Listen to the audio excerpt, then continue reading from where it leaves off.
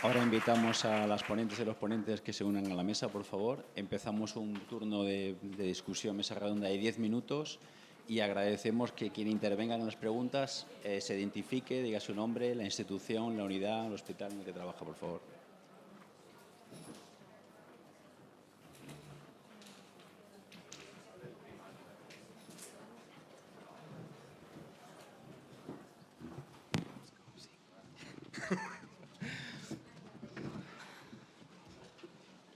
Sí, primera pregunta, por favor.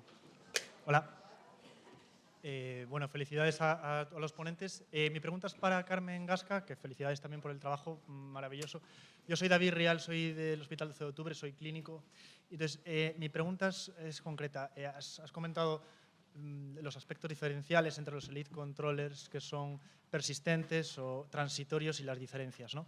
Desde el punto de vista clínico, ¿tiene sentido pensar que a medida que vas ganando años, que vas envejeciendo, pues puede haber una inmunosenescencia o pueden ocurrir eventos clínicos como diagnósticos de otras enfermedades o que se incluyan otros tratamientos que puedan afectar al sistema inmunitario y que se pueda perder el control de un virus como ocurre ya en otros virus, ¿no? Epstein-Barr, otro tipo de virus que en algún momento determinado, incluso el zóster, ¿no? Que muchas veces ocurre más en personas mayores. No has comentado las edades de estos pacientes, pero intuyo que son edades de edad avanzada, como ocurre también en los pacientes con viremias no suprimibles. Habrá muchas personas ahí por encima de 60 años. Mi pregunta es si habéis visto o descartado que estos que pierden el control no les haya pasado ningún evento clínico que pudiese explicarlo y, en ese caso también, si estimáis o esperáis que los elite controllers que tenemos en nuestras cohortes vayan perdiendo el control a medida que van ganando años por esta inmunosenescencia y que se explique más bien por el control inmunológico. Pues muchas gracias por la pregunta, es muy interesante. En principio no hemos observado ningún evento clínico, aparte de lo que ya he explicado y las diferencias que he explicado, que podría derivar a la pérdida de control. Por supuesto, como comentas, la edad también podría ser un factor importante debido a que el sistema inmunológico cada vez va siendo más débil. Y sí que vamos a ir encontrando más controladores que van a ir perdiendo el control y, por supuesto, yo creo que uno de los factores va a ser la edad y este sistema inmunológico más debilitado. Pero yo pienso, en mi opinión, que sí que hay controladores de élite que van a seguir manteniendo el control virológico. Gracias a Javier Martínez Picado, IRSI Caixa. Gracias por las presentaciones. Mi pregunta era para Carmen también. Has hablado de factores inmunogenéticos asociados al control y has hablado de HLA protectores. No has mencionado, o quizá me lo he perdido, hay una asociación entre sexo femenino y control de élite. ¿Cuál es la asociación entre sexo y control temporal o control excepcional? ¿Se ve una diferencia o no en cuanto a sexo? Respecto al sexo, en los participantes que hemos analizado de la corte no hemos visto diferencias, pero como cuenta, por supuesto, es uno de los factores que están implicados. En concreto, la controladora que ha perdido el control no se encuentra en fase de menopausia, pero se ha visto que las diferencias en las hormonas sí que están relacionadas con la carga viral. Entonces, yo creo que eso es algo que tendríamos que investigar más, pero nosotros, en principio, en los controladores que hemos analizado, no hemos encontrado diferencias. Sí que encontramos diferencias en el reservorio y hemos encontrado que las mujeres controladoras persistentes tienen menos provirus intactos que los hombres controladores persistentes, pero no hemos visto diferencias, por ejemplo, entre hombres y mujeres controladoras transitorias, que posiblemente es porque ambos están perdiendo el control virológico, pero sí que lo vimos en los controladores persistentes. Gracias. Hola, Meritxell Janasca, del Servicio de Enfermedades Infecciosas de Vall d'Hebron, en Barcelona. Mi pregunta es para Mari Carmen Puertas. Como dos de los factores eran más o menos menos interferón, ¿no? Menos respuesta al interferón, y otro era que había una afectación de la permeabilidad. Las preguntas se relacionan con el 1 y el 2. ¿Hay más presencia de mujeres en estas cohortes uno. Y el otro es, ¿hay más afectación, más trastornos gastrointestinales en estas personas, ¿no? O más, sí, ya me entiendes. ¿Sí? Gracias por las preguntas. Respecto a la primera pregunta, la frecuencia de mujeres, la verdad es que en nuestro estudio teníamos 2 mujeres en el grupo de virémicos no progresores, pero no tenemos potencia suficiente como para decir si esto es representativo de una mayor proporción o no. Imposible. Por otro lado, en cuanto a la posible disrupción intestinal, lo que hemos visto en los virémicos no progresores es que tiene un nivel aparentemente intermedio entre una persona no infectada y un progresor. O sea que esto indicaría que a lo mejor tienen menos disrupción intestinal que un progresor estándar, pero desafortunadamente muestras intestinales no teníamos en biobanco y hoy por hoy no lo hemos podido comprobar. No, pero quizás solamente como una encuesta, ¿no? O sea, si tienen realmente a nivel clínico, hay más frecuencia de atender a, no sé, al médico porque hay trastornos gastrointestinales o más frecuencia de afectaciones en esta zona. Pues es muy interesante y es algo que a nosotros nos va rondando la cabeza. La realidad es que estos pacientes, como os he comentado, las muestras son retrospectivas de hace 20 y tantos años. Quizá podríamos ir ahora y preguntarles qué tal están. Pero claro, información retrospectiva respecto a posibles síntomas intestinales va a ser complicado, pero es un tema súper interesante. Gracias por la pregunta. Hola, soy Enrique Martín del Hospital de la Princesa y el CBM. Tengo una pregunta para Mari Carmen Puertas y otra para Cristian.